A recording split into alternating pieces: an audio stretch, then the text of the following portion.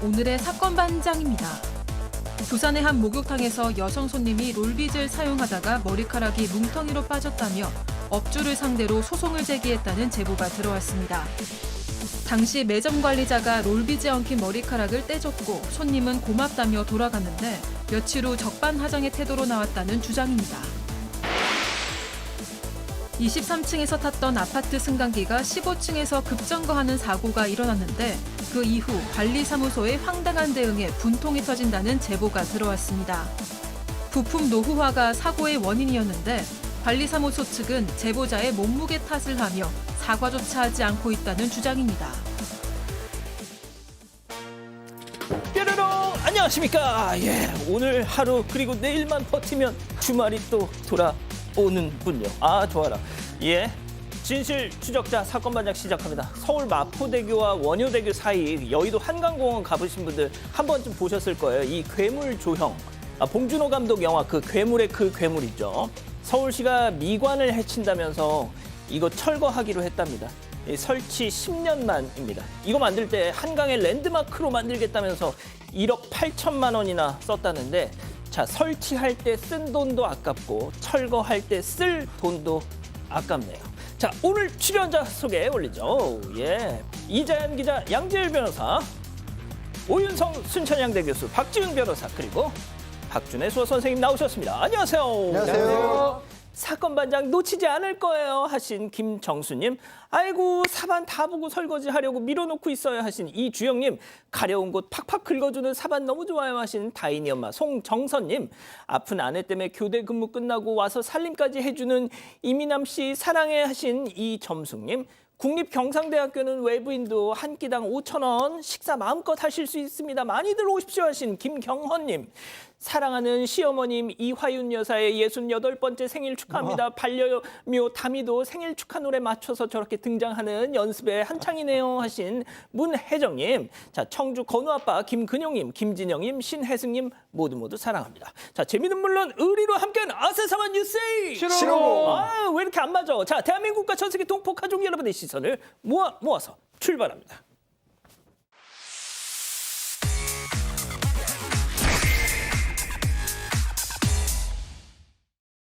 첫 번째 달려보죠. 음식 주문한 손님 증발입니다. 열심히 요리 다 해놨더니 손님이 감쪽같이 뿅 하고 증발해버렸다. 자, 사방가족께서 제보해 주신 영상 만나보시죠. 자, 분식집 안으로 한 여성 입장. 문 앞에 서더니요. 여기 1인분 포장요. 자, 사장님. 그럼 안에서 계산해드릴게요. 하자. 가게 안으로 지금 가려던 지금 찰나? 갑자기 누군가와 통화 시작. 얘 박지훈 완전 진상이다 얘 하면서 문 쪽으로 가더니 사장을 향해서 휙 손짓하고 바깥으로 가는데 문제는 지금 이 시간까지 저 손님 함흥차사라는 겁니다. 아니 1인분 포장 주문해놓고 어디 가셨어? 저거 그럼 누가 먹으라고? 네, 저게 지난 17일 어제 오후인데요. 서울 양천구의 오목교역 인근에 있는 분식집입니다. 저 여성이 와서 이 떡볶이, 튀김, 순대로 구성된 1인 세트 주문을 했습니다. 그런데 저 가게가 이제 위생 문제로 그 카드 결제는 손님이 직접 하도록 돼 있거든요. 그래서 안으로 들어오시라고 안내를 했는데 되묻기만 합니다. 그런데 이때 갑자기 전화를 받더니 손을 저렇게 휙 흔들고 그냥 가버렸는데 그대로 가게 왼쪽으로 사라져서요. 아무리 기다려도 오질 않는다는 거죠. 음식은 이미 다 준비가 됐는데요. 결국 준비된 음식들 다 폐기할 수밖에 없었습니다. 아이고야. 이 제보자는 아마도 저 손을 저렇게 휙 흔든 게 취소하겠다 이런 의미였던 것 같다. 이제 와서 생각해보면. 이걸 자기만 알면 어떡해. 상대도 알아야지. 그렇게 이제 와서 생각을 하고 있는데 아무튼 이 제보자는 이렇게 기본적인 배려도 없는 경우가 너무 많아서 힘들다고 토로했습니다. 박 변호사님, 네. 이게 취소입니까 이게? 저 좀 잡아주세요. X를 한 뭐라도 했. 저건 아니죠. 전 안녕이죠, 안녕. 어떻게? 좀 더 맛있게 해달라 이런 의미로 보일 수 있잖아요. 저는 안 됩니다. 다시 한번. 좀 더 맛있게 해주세요. 맛있게 이렇게 보일 수 있잖아요. 그렇구나. 안 돼요. 그렇습니다. 자, 다음 이어갈게요. 불 지르고 죽겠답니다. 자, 오늘 하루 종일 이목을 집중시켰던 사건입니다. 영상 만나보시죠. 자, 건물 옥상에서 대기 중인 경찰 특공대 신호 맞춰서 하강합니다. 자, 내려갑니다. 자, 한 여성이 난간을 넘으려 하자 발로 여성을 거의 우겨 놓습니다. 집 안으로. 자, 순간 말이죠. 동시에 현관문에서 대기하고 있던 특공대도 안으로 투입합니다. 자, 바로 그 순간 서럽게 엉엉 우는 여성을 저렇게 긴급 체포하는데요. 자, 울음소리 들리시죠? 방 안에는 또 빈 택배 상자가 한가득. 자, 박 변호사님, 투신 소동 그리고 제압 그리고 저 빈 택배 상자, 이게 도대체 무슨 조화일까요? 네, 지난 4월 17일입니다. 자, 40대 여성이 이 이웃에 있는 뭐 음식물이라든지 생활용품, 택배를 좀 훔친다, 이런 제보가 접수가 됐고요. 10여 명 정도가 주민이 신고를 해서 경찰이 출동을 합니다. 이 여성이 이 범인이다 특정을 하고 경찰에 접근하자 여성이 경찰을 발견한 것 같습니다. 그 이후에 자신의 집의 문을 잠그고 불을 지르겠다, 또 투신하겠다 아이고야. 라고 지금 계속 협박했기 때문에 경찰 특공대가 소방과 함께 출동을 했고요. 결국은 이제 경찰 특공대가 진입을 해서 진압을 한 그런 상황이고, 나중에 가보니까 그 안에 이 빈 택배 상자, 아마 훔쳐서 물건은 가져가고 있었던 것 같고요. 상습 절도 혐의로 지금 긴급 체포를 하고, 여성이 한 30여 개의 물건을 훔친 것 같아요. 여죄가 또 있을 수도 있고 구속영장을 청구하겠다라고 밝힌 상황입니다. 아니, 자기가 절도를 했으면 벌을 받아야지 웬 투신 소동입니까? 그래서 말입니다. 이 상습 절도에 경찰 특공대가 출동하는 거, 이건 정말 우리 세금이 좀 아깝다는 생각이 드는데요.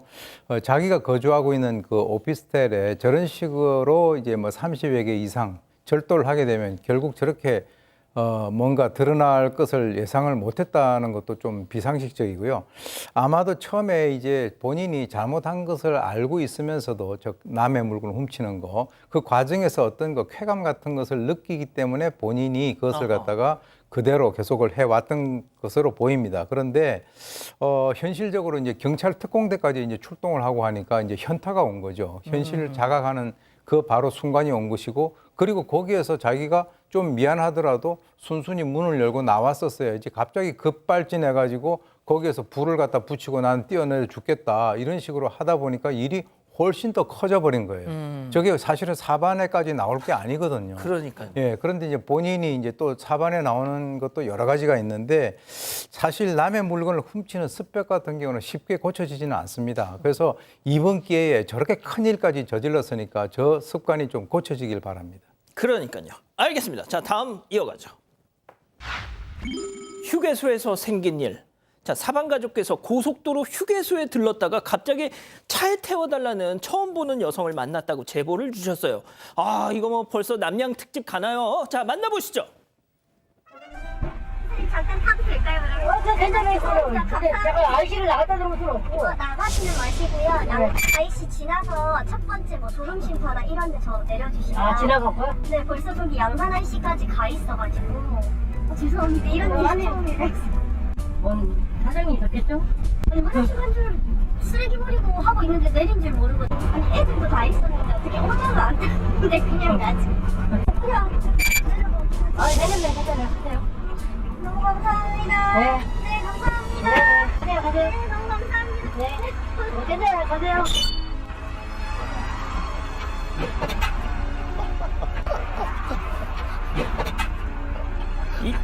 이야, 세상에, 고속도로 휴게소에 배우자 떨구고 가는 거 토픽에서나 봤지, 이게 대한민국에서 가능한 일입니까, 이게? 네, 가능했던 일입니다. 이게 지난 14일에 벌어진 일이고요. 오해하시면 안 되는 게 무슨 사건, 사고가 전혀 아닙니다. 남편이 의도적으로 그런 것도 아니고요. 이 제보하신 분이 부산에서 서울로 올라가는 길에 경산휴게소에 들리셨대요. 그래서 식사를 하시려고 하는데 식당이 이미 문을 닫아서 네. 포기하고 돌아오려는데 웬 여성이 차 옆에 기다리고 서 있었다는 겁니다. 그래서 나 좀 태워달라. 보통 그러면 무섭잖아요. 예, 당황하셨을 거 아니에요. 사연을 들어보니까 이 여성분이 쓰레기를 버리려고 잠깐 내렸는데 남편분이 그냥 가신 거예요. 어쩌면 좋아. 아이들까지 같이 있었는데 엄마를 챙기지 않고 아내를 안 챙긴 겁니다. 그 와중에 이 여성분이 전화를 했어야 남편이 이미 7km가량을 더 주행을 하다가 엄마 안 태웠다, 그렇게 해서 기다리고 있었던 거고, 제보자분이 이제 무사히 저기까지 데려다 주신 거고요. 제보자분도 그냥 너무 황당하고 재밌어서 제보한 거라고 합니다. 오 교수님, 저 시간 관계상 좀 짧게. 예. 저 두 부부 앞으로 괜찮으실까요? 남편의 진심은 과연 무엇이었을까? 아이. 저거 7km까지 가는 거는 관심이 없다는 뜻이에요. 제보자 2명입니까? 1명이거든요. 옆에 타고 아이들 있고. 아, 왜 그래? 아예. 자, 거기까지 좋습니다. 저 잡아주세요. 자, 다음 이어가죠. 진한 우정으로 먹튀입니다. 자, 오붓하게 온 두 손님이 대놓고 먹튀를 했다는데요. 제보 영상 만나보시죠. 자, 사이좋게 마주 앉은 두 남성 식사를 마쳤는지 기립합니다. 자, 어딜 갈까요? 한 남성이 계산대로 향하자 일행이 야야 일로 와. 하여튼 손짓 휙휙. 자, 가게 바깥에서 담배라도 피우려나 싶었는데 나가가지고 어깨에다가 팔을 탁 올리니 야 하나 둘 셋 바로 알았지? 알았지? 슉 하면서 저렇게 그냥 가는 겁니다. 자, 박 변호사님, 예. 이런 인간들 꼭 나중에 걸리면요. 아유, 내 정신 좀 봐. 지열이가 내는 줄 알았죠. 한다니까요. 딱 봐도 작정했는데. 정한 것 같아요. 40대로 보이는 두 남성입니다. 소주 2병, 피자 한 판. 여기 안주에 맞는지는 모르겠지만 이렇게 23,500원치 주문해서 지금 먹은 다음에 한 명이 계산대로 계산하러 가는데 다른 한 명이 손짓해서 밖으로 데리고 가는 모습도 있고요. 저렇게 어깨동무를 하면서 도주하는 모습까지 포착이 됐습니다. 아마 계산하는 사람 입장에서는 밖에 나가서 담배 피고 아마 다시 계산하러 오는 거 아니겠냐라고 생각을 했는데 예. 그냥 도주를 한 것 같고요. 다만 피자 먹었죠. 소주도 먹었고요. 경찰의 과학수사대가 증거를 다 가져가 버렸어요. 이런. 23,500원짜리 먹었는데 그래서 이 경찰 연락을 지금 기다리고 있는 상황인데 이 제보자는 먹튀가 좀 근절되기 바라는 차원에서 또 먹튀하면 우리 사건 반장 아니겠습니까? 제보를 주셨습니다. 그렇죠. 먹튀하면 사건 반장이죠. 자, 마지막 사연으로 가보죠. 자유를 갈망하는 딸내미.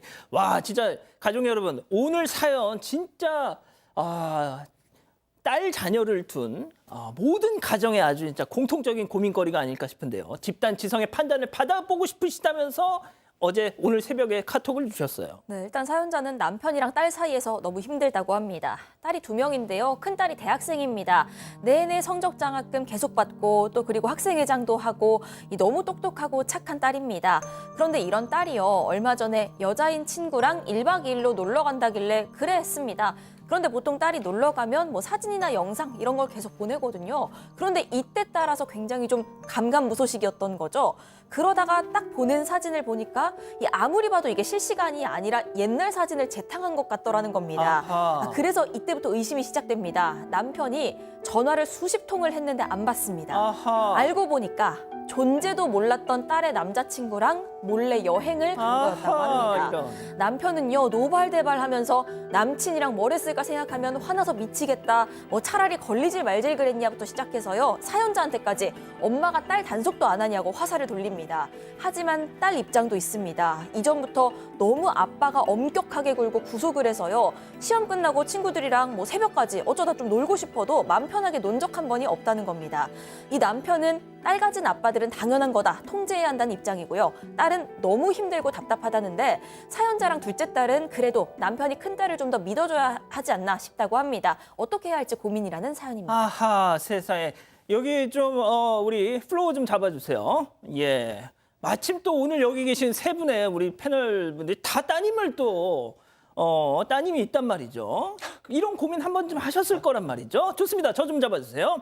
자, 기다리고 기다리셨던 부처 핸즈업타임 유튜브 JTBC 뉴스 채널과 사건반장 독립 채널에서 6천여 분의 가족 여러분들 함께하고 계신데요. 채팅창에 OX로 함께 참여해보시죠. 먼저 남편입니다. 야, 이자연이 이놈의 개집애 진짜. 야, 너 임마 제정신이야 임마. 머리 피도 안 마른 게 이 사내놈이랑 여행 그거 1박 뒷골딱. 야 임마 내가 너 그런 짓거리 하라고 대학 보낸 줄 알아? 들키지나 말든가. 아우 정말 자꾸 상상하게 되잖아. 야, 아니 어떻게 요즘 것들은 다 이 모양이. 야, 그 자식 누구야? 번호 빨리 대 임마. 이 자식을 그냥 확치 동그라미. 어머나 어쩌면 좋아. 교수님 한 번만 더 드세요. 예. 그렇습니다. 좋습니다. 자, 다음은 큰딸이에요. 아빠, 진짜 짜증나. 내가 나이가 몇 살인데 아직까지 이러고 살아야 돼. 지금까지 시킨 대로 다 하고 나도 성인이야. 내가 오죽하면 남자친구 있는 것도 비밀로 하고 둘러댔겠어. 진짜 지긋지긋해. 그리고 아빠 진짜 웃긴다. 나 할머니한테 다 들었어. 나 남이섬에서 생긴 거라며. 배 끊기는 시간 다 계산해서 그랬던 거라며. X입니다. 자, 박 변호사님부터 갈게요. 성인이라는 게 커요. 막 미성년자였다, 뭐 고등학생이었다. 그러면 이제 아버지의 걱정 이해가 되고 사실 저도 딸을 가진 입장에서 충분히 이해가 되는데 이제 성인이잖아요. 성인인데 어떻게 관리할 거며 어떻게 간섭할 거며 할 겁니까? 뭐 이걸로 지금 끝날 일도 아닐 것 같고요. 앞으로 자꾸 이러면 이럴수록 더 거짓말하고 더 속일 가능성이 있거든요. 이제 믿고 맡겨둬야 되지 않겠나 싶습니다. 근데 이제 딱 이 지금 방송을 보시는 분들이 네. 대부분 그러실 거예요. 이게 네 일이라도 그렇게 얘기할 거야? 저는 고등학생이라서 만약에 고등학생 우리 딸이 그랬다면 좀 가만히 있지 못할 것 같은데 대학교 입학해서 성인이 된다면 저는 간섭하지 않을 겁니다. 그렇군요. 자, 양 변호사님. 아버지 마음은 10분 이해가 갑니다. 하지만 불가능한 일을 하시려고 하는 것 같아요. 진짜. 그러니까 이 딸이 대학교 1, 2학년도 아니고 학생회장까지 했으면 3, 4학년 정도 됐다라는 얘기잖아요. 그런 딸을 하시고 싶으셔도 안 되는 일인 거예요. 괜히 안 되는 일 하시면 본인 속만 상하세요. 그냥 차라리 공개하고 일정을 잘 알려만 달라. 그리고 요즘 혹시 뉴스 보셔서 아실지 모르겠지만 요즘 20대들요 연애하는 젊은이들도 드물다고 합니다. 그것조차도 어쩌면 좋게 봐야 되는 게 현실이에요. 우리 딸 장하다. 뭐 이거 세상이 그러니까 어떡하겠습니까? 저도 마음은 이해해요. 진짜. 뭐 소위 말해서 건어물려 막 이런데 너무 많대요 요즘에는. 자, 그렇군요. 지금 이 사연자 부부께서 지금 이 방송을 보고 계신단 말이죠. 지금 이 남편분께서는 오 교수님만 믿고 계실 겁니다. 예? 저는 이제 이렇게 생각을 합니다. 이 예를 들은 것이 성적 장학금 받고 학생회장 하는 거하고 이 상하고는 전혀 연관이 없어요. 첫째. 두 번째, 나는 새벽 4시, 5시까지 친구들하고 놀고 싶다라고 하는 거하고 이번에 부모 몰래 남친과 여행 가가지고 나중에 걸린 거하고는 이거는 결이 다른 얘기예요. 그러니까 어떤 상황에 대해서 설명을 하면서 전혀 다른 것을 가지고 와서 제가 좀 이게 합리적이지 않다라고 제가 생각을 했었고요. 사실 아빠가 없는 딸 같은 경우는 저렇게 받을 일도 별로 없어요, 사실은. 그리고 이제 대학생이잖아요. 그러니까 이제 아직 20대 초반 정도 되는 것 같은데 글쎄요. 뭐 대학생이니까 고등학교 3학년까지는 괜찮고 대학교 1학년부터는 문제가 된다. 뭐 이런 식으로 이제 우리가 양분법을 하는 것이 아니라 세상이 상당히 험하잖아요. 우리가 지금 스토킹이라든가 이런 것들도 굉장히 지금 많이 다루고 있는데 그런 것들이 처음에는 별로 신경을 안 쓰고 이렇게 진전이 되다 보니까 이런 상황이 발생이 되는데 제가 볼 때는 이 험한 세상에서 아버지 입장에서는 저렇게라도 해야 딸이 뭐 어떻게 보면은 자기가 부모의 눈을 속여서 이렇게 하더라도 눈치를 보고 할 거 아닙니까? 그렇지 않으면 아예 그냥 대놓고 이렇게 되면 나중에 결혼하고 남편하고 1박 2일이 아니라 한 달간 다녀도 부모들은 걱정 안 합니다. 그렇군요. 뭐 혹시 뭐 반론하실 거 있으신가요? 저도 뭐 교수님 말씀이 어떤 취지인지는 잘 아는데요. 공개를 해야 그러니까 이상한 사람에게 얽힐 확률이 좀 줄어들 수 있다라는 거예요. 말을 안 하고 몰래 만나다 보면 이 친구가 누구를 어떻게 만나고 있는지조차도 모를 수가 있거든요. 그래야 차라리 그것보다 그냥 밥이라도 한 번 사준다는 핑계로 만나보고 그래야 뒷조사라도 할 수 있는 거 아니겠습니까? 차라리 그 편이 더 안전하다 싶어서요. 오죽하면 거짓말 하겠습니까? 그게 너무 마음이 아파요. 남자친구랑 요새는 간다고 하거든요, 사실은. 진짜. 그럼 계속 거짓말을 할 수 있기 때문에 이제쯤은 좀 봐주면 안 돼요? 교수님? 성인인데 이제. 예, 아무튼 뭐 우리 가족 여러분들 지금 엄청난 또 의견을 주고 계시네요. 네, 일단 HS님, 연애를 일단 많이 해봐야요. 좋은 사람 보는 눈이 생깁니다 하셨고요. 청아하다님, 저래 키우면 더 막 나갑니다 하셨습니다. 핑크블리님, 차라리 그 남자친구를 데리고 오라고 하세요 하셨고요. 하지만 김태광님은 하긴 근데 요새 워낙 흉흉해서요. 잘 보고 사귀긴 해야 할 것 같습니다. 이런 의견 주셨습니다. 자, 남자친구를 데리고 왔다가 과연 뼈를 추릴 수가 있을까요? 자, 사건반장 제보 메일과 카카오톡 사건반장 제보 채널에서는 많은 사연과 제보 기다리고 있습니다. 자, 친동생이 당한 교통사고 목격자를 찾으신다는 김다혜님 보고 계시죠? 지난 16일 오후 12시쯤 경기 안양시 동안구 개원대 사거리 롯데마트 앞에서 오토바이와 차량 간 추돌 사고로 남동생이 지금 현재 혼수 상태에 빠지셨답니다. 이 교차로 CCTV와 블랙박스 말고는 영상 자료가 없어서 경찰도 지금 판단을 유보하고 있다는군요. 자, 목격자 그리고 당시 주변 차량의 블랙박스 영상 시급하다고 합니다. 지난 16일 오후 12시 개원대 사거리 롯데마트 앞 교통사고로 오토바이 운전자가 혼수 상태입니다. 목격자 계시면 저희한테 연락 좀 부탁드립니다.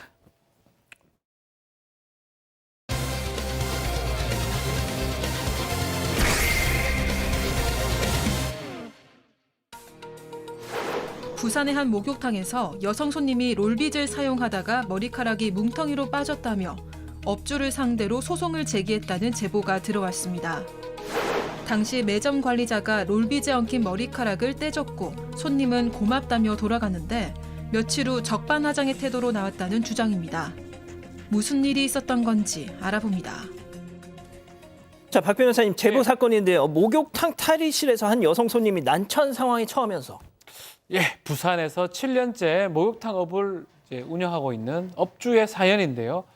자, 한 여성입니다. 50대 여성인데 이 석 달치 목욕탕 회원권 비슷하게 등록을 해놓고 한 2달 보름 정도 있다가 지난 11월 달입니다. 11월 말에 있었던 일인데요.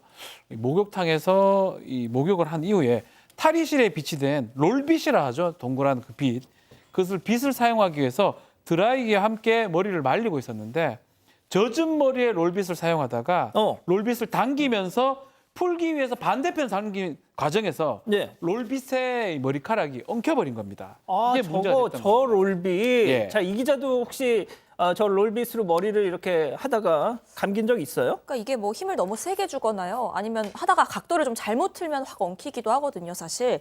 그런데 실제로 이런 경우가 많기 때문에 SNS나 뭐 블로그, 동영상 이런 것만 봐도 어떻게 하면 엉킨 걸 풀 수 있는지 뭐 이런 팁들이 굉장히 많습니다. 아이고야. 그만큼 많은 경우라는 거죠. 그래서 미용실 가서 풀어달라고 하는 경우도 있고 심지어는 뭐 가위로 잘라내는 경우도 있는데 이 손님 같은 경우에도 10분이나 애를 썼지만 결국 못 풀었습니다. 그래서 목욕탕 안에 있는 매점에 찾아가서요. 거기서 도움을 요청합니다. 그 매점 관리자가 세상에. 핀셋을 들고 그걸 하나하나 뽑아서 풀어줬다고 합니다. 여기에도 10분이나 걸렸다고 하는데 아무튼 풀어냈고요. 이 손님은 고맙다고 하고 돌아갔습니다. 자, 이렇게 단순 해프닝으로 끝나는 줄 알았는데 좀 감사 인사까지 했다는 거 아닙니까? 자, 이 손님. 그런데 며칠 뒤에 남편을 대동한 채 목욕탕에 다시 찾아옵니다. 자, 그런데 그 전과는 태도가 180도 달라졌다는 거죠. 사장님 얘기 직접 들어보시죠. 그러니까 너네들이 손해배상을 해야 된다. 막 그렇게 막 그러더라는 거 사무실에 와서. 그래서 제가 혹시나 드라이 하다가 그 부주의로 일어난 사고 아닐까요 하니까 자기는 모르겠고 아무튼 싼비 때문에 이렇게 됐으니까 뭐 돈을 100만 원을 달라 하면서 고소를 했더라니까요. 아유, 그냥 싸구려 그냥 롤빗 갖다 놔가지고 내 머리카락이 그냥 다 뽑혔는 이거네요, 지금. 그러니까요. 그 사장님 저장에 따르면 이 처음에 와가지고는 남편과 함께 와서 아는 변호사한테 물어보니까 이거 좀 보험으로 배상받을 수 있다라고 하는데 혹시 보험 들어놓은 거 있냐라고 물어봤다라는 겁니다. 그래서 사장님은 아니 손님이 롤빗 쓰다가 잘못해서 탈이 난 건데 보험은 안 될 것 같다라고 하니까 돌아갔고요. 그런데 이제 말씀 들으신 것처럼 고소장을 날려 보냈다라는 세상에. 겁니다. 주장인즉슨 이게 1,380원짜리 싸구려 빗을 놨고 거기에 또 틈새도 벌어져 있어서 그래서 머리카락이 애초에 끼기 좋은 구조였다. 그 바람에 머리카락이 뭉텅이로 뽑히고 왼쪽 앞미화 부분이 빨갛게 달아오르기까지 했다라는 거고요. 이분 주장에 따르면 그러니까 목욕탕 회원 주장에 따르면 예. 내가 그거 풀려고 애쓰고 있는데 다른 손님이 지나가면서 아이고 나도 예전에 저거 걸려가지고 고생했어 이러고 지나갔다라는 겁니다. 그러니까 문제가 있는 것이라는 거고요. 원래 좀 이상한 롤빗이었다. 사장님은 저 롤빗 일반 집안에도 있고 전국에 수많은 목욕탕에 저기 들어가 있는데 그 수십만 명이 썼을 텐데 왜 이걸 가지고 지금 나를 문제 삼냐. 이거는 아마도 뭐 머리 젖은 상태에서 무리하게 써서 그래서 문제가 벌어진 것이다. 이렇게 사장님은 맞서고 있는 상황입니다. 근데 아까 그 목욕탕 매점 관리자가 한 올 한 올 진짜 한 땀 한 땀 이거를 떼어줬다지 않습니까? 예, 그렇습니다. 이 사장님 주장에 의하면 이 손님 남편이 목욕탕 안 매점으로 들어와서 그 매점 관리자에게 종이를 한 장 딱 꺼내더니 사인하라고 얘기를 했다는 거죠. 자세히 보니까 그 진술서인데 머리카락을 핀셋으로 뽑는 과정에서 뭉텅 뽑혔다라는 그 진술을 해달라는 것이죠. 그래서 이에 매점 관리자가 그러니까 당신이 증인이 돼주쇼. 증인이 돼달라는 거죠. 그래서 아니 내가 정말 아까 말씀하신 대로 한 땀 한 땀 이게 해가지고 사실과 다른데 어떻게 진술서를 씁니까? 라고 거절했다라고 하는데요. 실제로 이제 본인이 굉장히 좀 신경을 써가지고 핀셋으로 이렇게 정성껏 빼줬기 때문에 뭉텅이로 빠지지도 않았고 손상도 없었고 그 문제에 롤빗에 이 머리카락이 많이 붙어 있지도 않았다는 거죠. 그래서 제가 볼 때는 처음에는 정리하고 집에 갔는데 가만히 집에 와서 생각을 해보니까 이번에 한 100만 원 정도는 받을 수 있지 않을까라고 생각을 해서 고소를 갖다 한 것 같은데 요즘에 왜 이렇게 이 고소를 갖다가 남발하는지 좀 걱정스럽습니다. 자, 사장님은 56년 평생 처음으로 고소장을 받아봤답니다. 무려 22장에 달한 고소장 내용을 정말 한자 한자 다 줄쳐가면서 읽으셨다는데 사장님은 이 대목에서 충격을 받았다고 하네요. 체크포인트 짚어보죠. 넌 내게 수치심을 줬어. 이게 무슨 얘기인지 사장님 얘기 직접 들어보시죠. 우리도 대중탕 가잖아요. 네. 목욕탕 탈의실에 거기 다 반팔 입고 나가시들이고 손님들이고 다 벗고 다녀요. 화장실이 밖에 있고 음료수도 마시고 한다고. 평상에 있기 때문에 앉아가지고 그렇게 하는데 수치심을 느낄 그거는 아니거든요. 다 벗고 있는데 거의 벗은 사람이 더 많은데 그게 수치심을 느낄 겁니까? 그러면 목욕 못 오죠. 대중탕에. 그러니까 다 벗고 있었기 때문에 난 그때 너무너무 수치스러웠다. 네, 그게 20분 이어졌다. 그러니까 20분 동안 옷을 벗고 있었고 그 상태로 이 롤빗에서 머리카락을 떼어냈기 때문에 굉장히 수치심을 느꼈다는 거고 여기에 더해서 20분 동안 옷을 벗고 있었다기 때문에요. 그 목욕탕 책임으로 감기에 걸렸다는 겁니다. 목에서 피가 날 정도로 극심한 감기 몸살에 걸렸는데 이거 책임으로 감기에 걸려서 이용 못하니까 그 월권으로 끊었던 거 이용 기간 연장해달라고 했는데 이유 없이 거절당했다고도 주장을 합니다. 그래서 이 손님은요. 병원 진료비, 약값, 교통비 들었다. 그리고 앞 이마 쪽 머리카락이 뽑혀서 외모에도 좀 지장이 생겼고 맨몸으로 20분 방치돼서 수치심을 느꼈다. 이렇게 주장하고 있는 겁니다. 하지만 사장님은요. 여기 대중목욕탕 탈의실인데 다 벗고 있는데 무슨 수치심을 느끼냐. 게다가 이때 11월이라서 난방을 굉장히 세게 하고 있었기 때문에 감기에 걸렸다는 것도 납득이 안 된다. 그리고 제출한 진료비 청구서 보면 그 일부는 손님 본인 게 아니라 다른 사람 것도 첨부돼 있더라. 그래서 그것도 확인해 볼 예정이다. 이렇게 반박하고 있습니다. 자, 저희가 일단 이 사장님 주장과 또 고소장을 통해서 손님의 주장을 5대5로 최대한 균형 있게 전해드리고 있는데 뭐가 됐든 교수님, 이 사장님 입장에서는 지금 이 롤빗 때문에 트라우마가 생겨서 그 욕탕 안에 있는 롤빗 다 치워버렸대요. 그러니까 어떻게 보면은 그 죄도 없는 롤빗은 다 제거가 됐습니다. 왜냐하면 이 사장님 입장에서는 롤빗만 보는 순간에 이게 지금 고소당했다라고 하는 그것이 이제 되살아나서 그런 것인데요. 실제로 이 롤빗 때문에 머리카락 빠졌다라고 하면서 사진 찍어서 고소를 하면은 누가 목욕탕을 하겠느냐. 정말 억울하다. 그래서 실제로 이제 그 민사조정하는 그 자리에 손님은 나오지 않았는데 아무래도 이제 재판으로 가려고 하는 것 같다. 그런 상황에서 지금 이 사장님은 변호인을 선임하지 않은 상태인데 사실은 이제 이 고소를 당하면 말이죠. 그것이 재판 결과가 어떻게 되든 간에 그 당하는 사람의 입장에서 상당히 정신적 부담이 심한 거거든요. 스트레스 받는데 지금 굉장히 스트레스를 받고 계신 것 같습니다. 자, 그럼 두 분 변호사님께 좀 여쭤볼게요. 일단 양 변호사님, 일단 사장님은 나 잘못한 거 없는 것 같다. 저는 진짜 100만 원에 단 1원도 진짜 물어줄 생각이 없다라고 하세요. 일단 이제 사장님께서 고소장이라고 용어를 쓰신 것 같긴 한데 민사 조정을 했다는 거 보니까 형사 고소를 한 게 아니라 손해배상 청구를 한 것 그렇죠. 같습니다.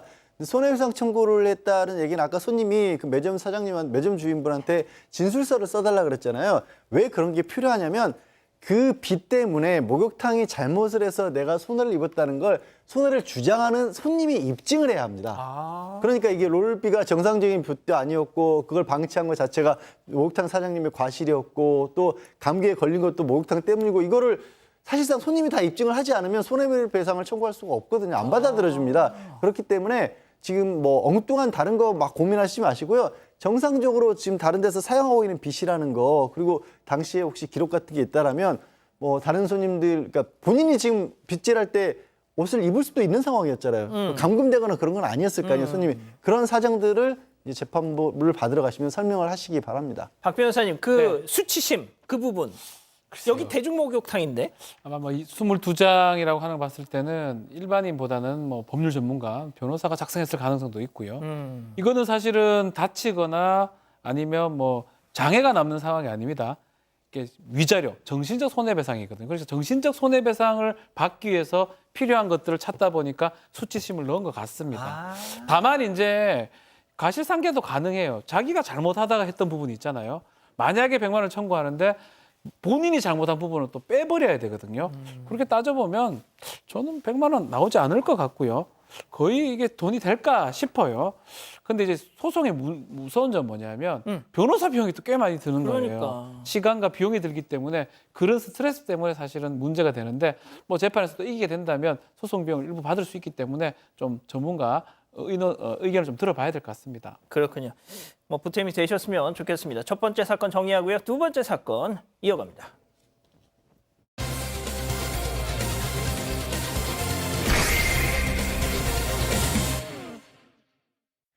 23층 엘리베이터에 아이와 아빠가 올라탑니다. 아이의 학원을 데려다주는 길이었는데요. 잘 내려가던 엘리베이터가 갑자기 15층에서 덜컹하며 멈췄고 그 충격에 아이와 아빠 모두 바닥에 주저앉고 맙니다. 그런데 사고 이후 책임을 져야 할 아파트 관리사무소는 황당한 주장을 내놓으면서 아이 아빠의 속을 뒤집어 놓았다고 하는데요. 아이 아빠를 화나게 한 결정적인 한마디 무엇이었을까요? 자, 역시 제보 사건인데요. 와, 이거 진짜 충격적인 사건이에요, 이거. 네, 이게 지난달 28일인데요. 서울 영등포구에 있는 한 아파트에서 이제 제보자인 아이 아빠가 아이 학원 데려다 주려고 23층에서 저렇게 엘리베이터를 탑니다. 자, 이 영상 좀 잘 좀 보십시오. 네, 문이 닫히고요. 잘 내려가고 있었는데 15층쯤 지날 때 갑자기 크게 덜컹거리면서 멈추게 됩니다. 자, 문제 없어요, 지금까지는. 예, 저렇게 내려가다가 오. 덜컹했습니다. 아이는 보시다시피 바닥에 그대로 넘어졌고요. 제보자 역시도 크게 휘청이면서 손잡이를 급하게 잡습니다. 비상벨도 막 눌러보는데 어떤 조치도 취해지지 않았습니다. 그러다가 이 멈춰있던 엘리베이터 문이 열려서 아이는 한달음에 나가는 모습이고요. 제보자는 자세히 보시면요. 문에 기대서 잘 움직이질 못합니다. 사고 충격 때문에 허리를 다쳐서 이 통증이 굉장히 심한 상황이었다고 합니다. 그래서요. 한참을 고민하다가 결국 엘리베이터를 다시 탑니다. 당시에 통증이 너무 심해서 차마 계단으로 내려갈 수가 없었던 상황이고 올라가야 하나 어떻게 해야 하나 한참을 고민하다가 너무 아파서 어쩔 수 없이 다시 탔다고 합니다. 그렇게 1층에 도착을 했는데 또 문이 안 열립니다. 아이고야. 결국 제보자가 이때는 직접 119에 신고를 했고요. 구조대원들이 도착해서 강제 개문을 했습니다. 지금 왔어. 네, 결국 17분 동안이나 이 엘리베이터 안에 갇혀 있어야 했습니다. 자, 들으신 것처럼 23층에서 15층으로 엘리베이터가 수직 낙하를 했습니다. 정말 제가 좀 자료를 찾아봤더니 엘리베이터가 추락할 때 이건 거의 진짜 자유낙하하는 거랑 똑같대요. 그래서 이게 덜컥 멈추게 되면 진짜 허리가 완전 확 나가버린다는 거예요. 자, 보신 것처럼 제보자는 아픈 허리를 부여잡고 병원부터 갔습니다. 자, 병원에서 보험 처리 어떻게 하실 거냐 이렇게 물었더니 물었고 제보자는 관리사무소 당연히 전화해서 이거 어떻게 해야 됩니까 물었대요. 자, 그런데 돌아온 답변 체크포인트 짚어보죠. 몸무게가 몇 킬로그램이세요? 아니, 여기서 몸무게가 도대체 왜 나오는 걸까요? 당시 관리사무소 기전 과장관하는 통화 내용 들어보시죠. 보험에 접수를 하게 되면 여기 이제 뭐 과실 비율이라는 게 항상 있잖아요. 그거를 아마 확인이 돼야 될 것 같아요. 과실이 있을 게 뭐가 있나요? 알고 걸 저는 몰라요. 그런데 제가 언뜻 보기에 지금 우리 그 사장님이 좀 체중이 있으시잖아. 아기랑 보니까 거기서 좀 움직임이 좀 장난을 좀 치신 것 같아.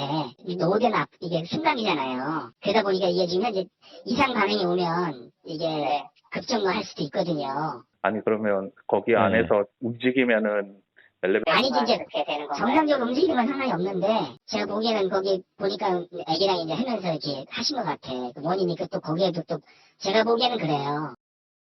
박 변호사님 충격적입니다. 네. 몸무게가 많이 나가는 저로서도 참 충격적이긴 한데 예.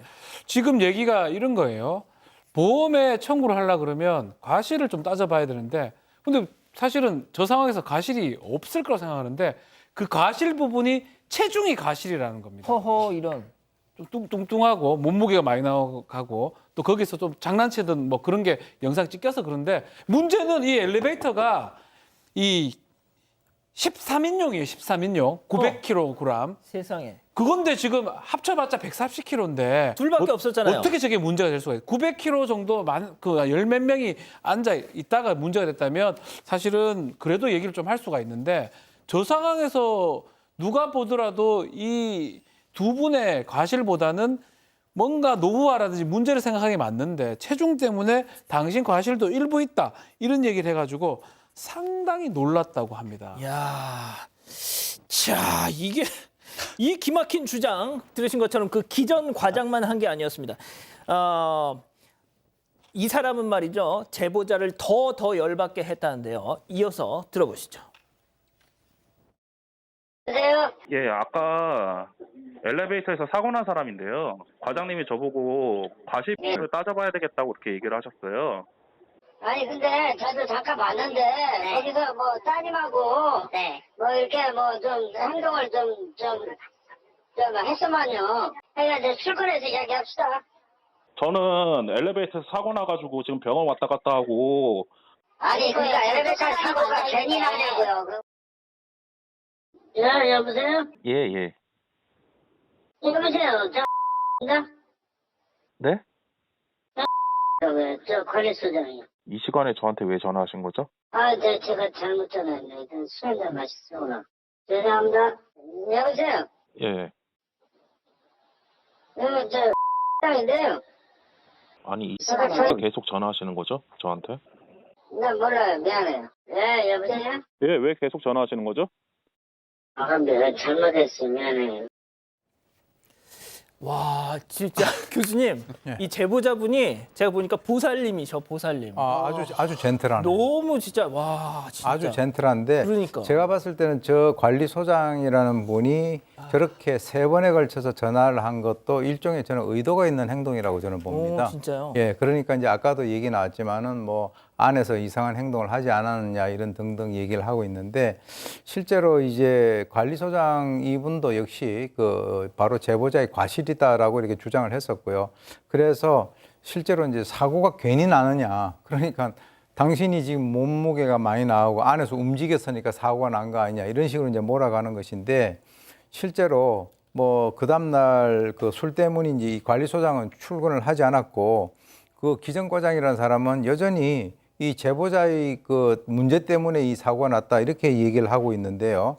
실제로 심지어는 이 관리사무소에서 아파트 커뮤니티의 사고 원인으로 아이의 산만한 행동, 아이고야. 급격한 중량이 감지 이런 표현까지 쓴 글을 올렸기 때문에 제보자 이분은 정말 황당하시겠는데 지금 아까 전화 통화를 하는 걸 보니까 상당히 젠틀하게 보이고요.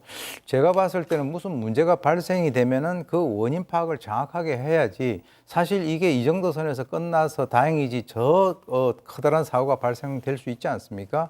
그런데 책임을 지지 않으려고 이 바둥대는 모습들 이제 좀 그만 봤으면 합니다. 양 변호사님, 제가 아까 그 통화 중에서 관리소장님 그 워딩 중에 좀 그랬던 게, 아니 그러니까 엘리베이터 사고가 괜히 나냐고요. 막 오히려 막 타박하듯이. 저 영상을 보고 저렇게 움직여서 사고가 나면 대한민국의 엘리베이터에 갇혀서 못 나오실 분들 너무 많을 것 같은데 뭐 뛰거나 한 것조차도 아니었잖아요. 하여튼 진짜 사고 원인은요. 그럴 리가 없다고 다들 아시겠지만 부품이 낡아서였던 겁니다. 아하, 이런. 사고 당일날 수리기사가 와서 보니까 이게 10년 주기로 교체를 해줘야 되는데 아이고, 교체를 안 했던 겁니다. 세상에. 저게 이제 엘리베이터 하부 부분인데 저렇게 엉망이 돼 있기 때문에 고장이 났던 거고 그 제보자분이 정말 착하신 것 같아요. 그래도 혹시 몰라서 수리기사한테도 따로 물어보셨대요. 혹시 제가 체중이 많이 나가서 아니야. 고장 났습니까? 그러지 마. 수리기사분이 아유 그럴 리가 없죠. 이렇게 바로 얘기를 하셨다는 거고요. 사흘 뒤에는 승강기 안전관리공단에서 나와서 조사를 했는데 이거 역시나 승강기 자체 문제지 사람 때문에 그런 거 아니다라고 결론을 냈고요. 거기서 끝나지가 않습니다. 이 관리사무소에서요. 입주민 대표, 승강기 안전관리공단, 보험회사, 손해사정인 다 모아놓고 회의까지 했대요. 세상에. 그 자리에서도 다른 사람들은 다 그럴 리가 없다고 하는데 끝까지 이 관리소장하고 이 기존소장은 이거는 저 제보자분의 체중 때문이다. 이렇게 얘기를 해서 결국 거기서 고성이 오갔고 나중에는 이제 제보자분이 사과를 요구를 해서 그냥 관리사무소에서 그럼 사과문 게시하겠다. 사과를 한 것도 아니고 사과문 붙이겠다. 그러고 끝이 난 겁니다. 사과문이 올라갔으면 붙였으면 저희가 다루겠습니까? 안 붙였습니다. 하루 이틀 지나도 강간 무소속이었다고 하는데요. 안 올라오니까 사과문 자체에서 뭐 체중 언급한 부분 이런 것들 있을 줄 알았는데 결국 없다는 걸 확인한 다음에 결국 찾아가서 얘기를 합니다. 왜 체중 관련돼서 사과하지 않느냐라고 하니까 이 무슨 얘기를 하냐면 관리소장이 제보자에 당신이 써가달라라고 황당한 말을 했다고 하면서 써주면 그걸 사과하겠다. 그러면서 관리소장이 심한 욕설을 내뱉으면서 사무실을 휙 나가버렸다고 합니다. 나중에 다시 또 관리사무소 찾아가지고 얘기를 하니까 이때는 또 관리소장하고 그 기전과장이 업무 방해죄로 이 제보자 고소한다면서 경찰을 불렀다고 합니다.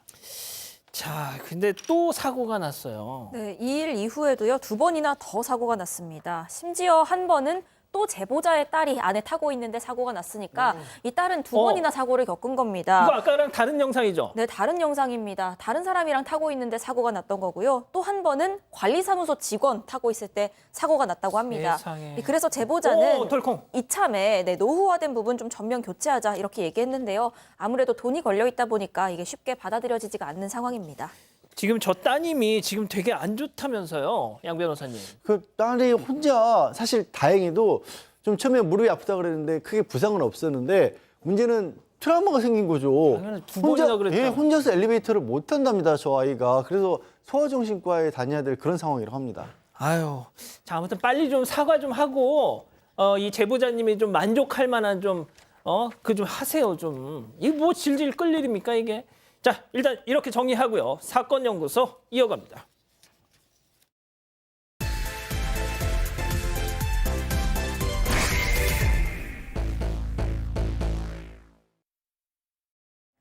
(2014년) 연말 50대 여성이 사라졌다는 실종 신고가 들어옵니다. 전날 집에서 나갔는데 아침까지 들어오질 않는다는 남편의 전화였습니다. 이 사라진 여성의 휴대전화 신호가 끊긴 곳은 경기도 일산. 마지막으로 통화한 사람은요, 37살의 택배기사 임모 씨였습니다. 유력한 용의자로 떠오른 임 씨. 그런데 경찰 조사에선 난 만난 적 없다 잡아떼기 시작합니다. 오늘 사건 연구소의 키워드는 택배기사의 비밀입니다. 자, 사라진 50대 여성과 마지막으로 통화한 30대 남성. 일단 유력 용의자인 건 분명해 보이는데 정작 그 용의자는 저 만난 적도 없어요. 딱 잡아떼고 있는 상황입니다. 시작해보죠. 네, 2014년 12월 29일 아침 9시에 실종 신고가 들어갔고요. 그 전날에 외출한 이 53살 여성, 그 아내가 집에 안 들어온다 이런 내용이었습니다. 경찰이 통화 기록 추적해 보니까 마지막으로 신호 잡힌 게 경기도 일산이었고요. 마지막으로 통화한 상대가 37살 남성 임모 씨였습니다. 임 씨 같은 경우엔 택배 기사로 일을 하고 있었는데요. 택배 때문에 연락 주고받은 건 아닌 걸로 보였습니다. 왜냐하면 지속적으로 주고받은 어떤 기록이 있었기 때문입니다. 그래서 경찰이 임 씨를 추궁했는데 난 통화한 건 맞지만 만난 적은 없다 이렇게 부인합니다. 아, 냄새가 납니다. 예, 만난 적은 없다고 부인을 했지만 이게 통화 기록뿐만이 아니라 두 사람이 만나는 장면이 찍힌 CCTV까지 있었던 거예요. 결국 이 남성 일체를 자백을 했습니다. 두 사람은 12월 28일 날 경기도의 한 모텔에서 만났는데 지금 보시는 장면이에요. 저게 일요일 낮 시간인데 보면 남성이 문을 열어주고 여성이 뒤따라 들어갑니다. 별다른 문제는 없어 보여요. 예. 하지만 이후 한 2시간 정도 지난 상황에서 남성이 여성을 업고 나오고 있죠. 사실 이때 이미 여성은 숨진 상태였습니다. 저 방 안에서 임 씨가 여성의 목을 졸라 숨지게 했던 겁니다. 결국 교수님. 예. 실제로 이제 목을 졸라 살해하고 난 이후에 저렇게 얻고 나왔습니다. 그리고 이제 저 시신을 주차한 자신의 그 차량에다가 승용차에 옮겼는데 그리고 바로 이제 본인이 떠난 것도 아니에요. 어떻게 됐냐? 모텔로 돌아와서 이 카운터 직원에게 여성이 술에 취해서 차로 옮겼다. 방에 남아있는 짐을 가지고 다시 올라갔다 오겠다라고 굉장히 태연한 모습을 갖다가 보였다라고 합니다. 그리고 이후에 자신의 아파트로 이동을 해서 아파트 관리인에게 삽 그리고 마대 자루를 갖다 빌려서 자기가 이제 택배 배달할 때 사용하는 택배 차량 화물칸에다가 시신을 옮겨 심고 파주시 인근 야산으로 이동을 해서 그 상기석 부근 그 도로변에 도착을 해서 자기가 준비한 마대 자루에 시신을 담은 뒤에 매듭을 짓고 약 한 40cm 정도 땅을 파서 묻은 뒤에 그 위를 흙 낙엽으로 덮어서 눈에 띄지 않게 그런 식으로 위장을 한 겁니다. 박 변호사님, 예. 대체 왜 사람을 죽였을까요? 자, 경찰 조사 결과 드러난 관계가 채권 채무 관계가 있었던 걸로 지금 확인이 됐습니다. 숨진 피해자가 보험 설계사였고 임 씨가 택배 일하기 전에 예전에 의료기구 판매업을 했었는데 예. 이때 임 씨가 피해자한테 의료기구를 판매한 걸로 그때 좀 가까워졌다고 하고요. 또 임 씨는 또 피해자 통해서 보험 설계사니까 보험 가입을 했는데 이때 피해자한테 9,860만 원 상당, 1억 원 상당의 돈을 빌렸다고 합니다. 사건 일어날 이날 또 이 채무 좀 일부러 좀 갚아라라고 얘기를 하니까 그 모욕적인 말에 격분해서 살해했다는 게 임 씨의 주장입니다. 자, 택배기사 임모, 범인 임모 당시 조사받는 모습 잠깐 보고 가시죠. 죄송합니다. 할 말이 없습니다. 잘못했습니다. 진짜 정말 생각이 없습니다. 죄송합니다. 자, 그런 다 좋아요. 자, 채권 채무자가 그런데 모텔에서 만나서 돈 얘기를 했다? 좀 이상한데요. 저 때뿐만이 아니라 뭐 기소되고 재판에서 갈 때까지도 뭐 채무 관계 때문이었다. 이런 식으로 보도는 나갔습니다. 하지만 최종적으로 드러난 이들의 관계, 내연 관계였습니다. 2012년에 만나서요. 쭉 친밀한 관계 유지하다가 1년가량 내연 관계를 맺었고 그러면서 돈도 빌렸던 거고요. 이 둘이 살고 있는 이천 일산 오가면서 만남을 이어왔던 겁니다. 양 변호사님, 피해자가 53살, 범인은 37, 무려 16살 나이 차의 불륜 커플. 네, 그렇습니다. 그러니까 범행 동기가 단순히 돈 때문은 아니었습니다. 물론 이거는 이제 숨진 사람은 말을 할 수 없기 때문에 이 임 씨의 주장이라는 사실을 참작하셔서 들으셔야 되는데 아까 보셨던 그 모텔 있지 않습니까? 그 안에서 나눴던 대화의 내용이 그랬다는 겁니다. 피해자가 이런 얘기를 했다는 거예요. 어떻게 나를 책임질 거냐. 지금 집 정리하고 나와서 나랑 같이 살자라고 그렇게 요구를 했다라는 거예요. 그러니까 임 씨가 정신 차려라. 나 지금 처자식 다 있는 사람한테 그런 식으로 얘기를 하면 어떻게 하냐라고 하면서 말로 끝난 게 아니라 뺨을 때렸다라는 겁니다. 그러니까 피해자가 뺨을 맞고 바닥에 주저앉아서 이제 울었고 이제 임 씨가 그 피해자를 다독인답시고 이제 엎드리게 한 다음에 마사지를 한 20-30분 정도 했던 그런 상황이었다고 해요. 자, 교수님. 치정에 의한 뭐 어떻게 해석을 해야 되죠, 이거? 물론 이제 아까 얘기 나왔지만 이제 살아있는 사람의 이야기이기 때문에 그것을 우리가 감안해서 이제 들어야 되는데 마사지를 해주면서 이제 달래려고 한번 해봤는데 또다시 피해자가 이러다가 다 죽어 다시 가정을 정리하고 나한테 와 이런 취지의 얘기를 갖다 했다라고 합니다. 그래서 이 임 씨 같은 경우는 겁이 덜컥 나서 엎드려 있던 그 피해자를 순식간에 목을 졸라서 살해를 했다라고 하는데 통상 이제 불륜 같은 경우는 처음에는 어떤 호기심에 의해서 뭔가 관계가 맺어지지만 관계가 점차적으로 깊어지면 질수록 상대적으로 이제 이 나이 차가 있는데 나이가 적은 남성의 입장에서는 저렇게 나이 든 여성이 막 이렇게 뭐 자기를 갖다가 압박을 하는 그 과정에서 엄청 후회를 하면서 자기도 빨리 여기서 발을 빼야 되겠다라고 하는 이런 생각을 갖다가 할 가능성이 있고요. 이것 때문에 내가 이제 앞으로도 지속적으로 협박을 당할 수 있다라고 하는 그런 생각을 가질 수도 있는데 아까도 말씀드렸지만 이것은 살해를 한 그 살인자의 그 주장이니까 좀 더 구체적인 것은 뭐 여전히 좀 모호하다 이렇게 볼 수밖에 없습니다. 자, 거액을 빌려준 16살 연상의 내연녀를 살해하고 안매장한 이 30대 어떤 처벌을 받았습니까? 자, 살인죄하고 사체 유기죄가 될 수가 있습니다. 자, 1심에서 징역 15년을 선고를 했는데요. 내용 중에 좀 눈에 띄는 게 내연 관계가 드러날 게 두려워가지고 관계를 정리하려는 시도도 하지 않고 이렇게 살해했던 거. 또 시신 안매장 상당히 재질이 불량하다고 봤고 항소심도 똑같이 15년이 선고됐는데 항소심에서는 이 부분을 거론합니다. 살해 후에 알리바이 만들기 위해서 일부러 살아있는 것처럼 피해자하고 자신의 전화, 문자 뭐 나누는 척 했던 거. 상당히 계획적이다. 거짓 문자. 그렇게 봤고 그래서 중형 선고를 했다고 밝혔습니다. 15년형. 그렇군요. 사건 연구소 이렇게 정의하고요. 글로벌 픽 이어갑니다.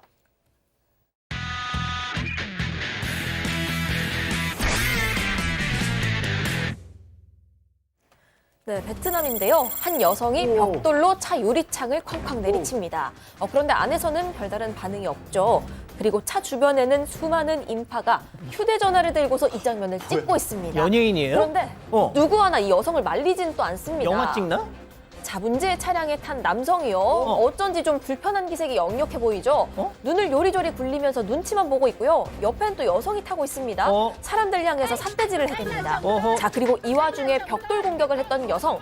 휴대전화 속 사진 한 장을 들이밀면서 이 사람 내 남편이라고 고래고래 소리를 질렀다고 합니다. 느낌 옵니다. 네, 맞습니다. 이 상황 남편의 불륜을 급습한 현장이었습니다.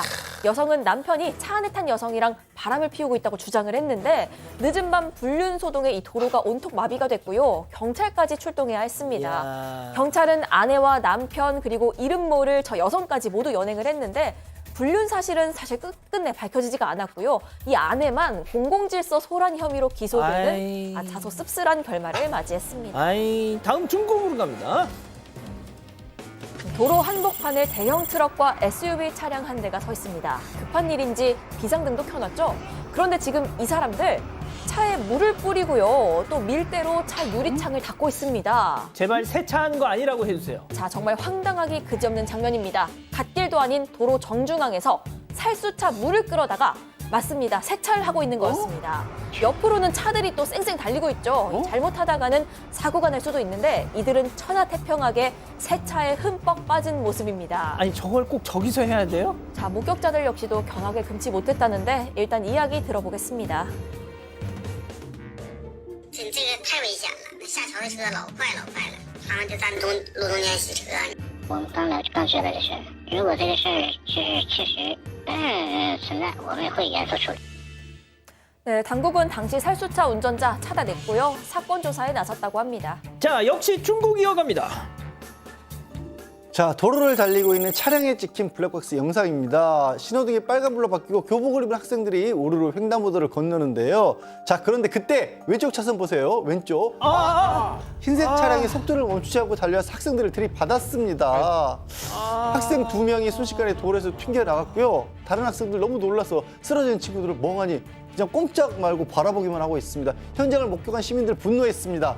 차에서 내린 운전자의 등짝을 때리고 발로 차고 응징을 했는데요. 그도 그럴 게 사고된 차량 앞을 보면 보닛이 구겨지고 앞유리가 깨질 만큼 그렇게 빨리 달렸던 겁니다. 학생들이 받은 충격 굉장히 심했겠죠. 제발. 예, 안타깝게도 한 명은 그 자리에서 숨졌습니다. 다른 한 명은 병원에서 치료를 받고 있다고 하네요. 운전자가 음주운전이나 마약을 한 것도 아니라고 하는데 경찰이 사고 원인을 조사하고 있습니다. 자, 다음은 최근 온라인에서 화제가 되고 있는 영상 보시죠. 자, 한 남성이 아주 여유작작하게 야외 테이블에 앉아 있습니다. 근데 어딘가를 뚫어지게 보는가 하더니 자리에서 일어나서 거리로 급히 걸어 나갑니다. 그때 반대쪽에서 달려든 남성을 온몸으로 막아서 단숨에 제압했습니다. 바로 뒤따라온 경찰들이 붙잡힌 남성을 끌고 갑니다. 자, 임무를 다한 남성은요, 뭐 아무 일 없었던 듯이 테이블로 돌아가서 쿨하게 마시던 차를 계속 즐깁니다. 저 덩치 좀 보세요, 저거. 네. 그냥 저분요, 미용실 운전하는 사장님이신데 진짜. 그날 손님이 없어서 밖에서 쉬다가 도박치는 용의자를 붙잡은 거였습니다. 자, 남성의 인터뷰를 직접 보시죠. Ben kuaförüm. Burada oturdum çayımı içiyordum işte. İki polis arkadaş birini kovalıyor. Duydum geçirmeyeyim onu dedim burada. Etkisiz hale getirdim. Arkadaşlara teslim ettim. Olay bu yani. 자, 용의자 검거를 도와준 이 남성 경찰에 초청돼 용감한 시민상을 받았습니다. 아유, 그렇군요. 와, 드시는 건 아직도 선수시네요. 잇몸은 현역이거든요. 그럼요. 잇몸은 은퇴가 없으니까 잘 관리하세요. 염증은 줄여주고 잇몸속부터 건강하게. 인사돌 플러스. 잇몸 속부터 단단하게. 인사돌로 플러스 하세요. 인사돌 플러스. 언니, 다리가 왜 이렇게 붓고 아프죠? 주물러도 그때뿐이고. 그럴 땐 속을 봐야죠. 속이요? 문제는 겉이 아니라 속에 있으니까. 센시야. 다리 속 약해진 정맥을 탄탄하게. 가벼우니까 정말 좋아요. 센시야. 사랑하는 사건 반장 가족 여러분, 행복한 밤 보내시고요. 저희는 내일도 사반 750 저녁 7시 50분에 다시 옵니다. 안녕히 계십시오.